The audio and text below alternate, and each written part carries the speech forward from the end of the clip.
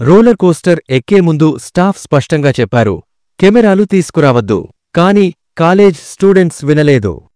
ఒక్క కెమెరా వల్ల ఏమవుతుంది అనుకున్నారు. కెమెరా జేబులో దాచుకుని రైడ్ స్టార్ట్ చేశారు. ఉత్సాహంగా కేకలు వేశారు. అంతలో ఓ స్టూడెంట్ కెమెరా తీసి షూట్ చేయాలన్నాడు.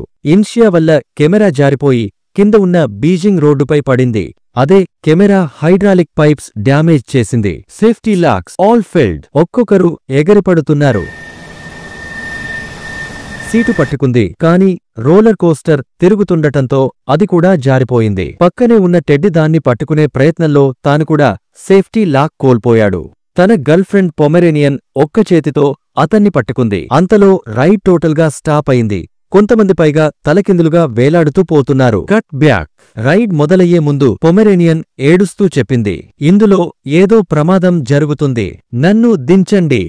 అవును, ఆమెకు ముందే తెలిసిపోయింది. కాని ఎవరు నమ్మలేదు. చీచీ, పానిక్ క్రియేట్ చేస్తావా అని ఆమెను అరెస్టు చేశారు.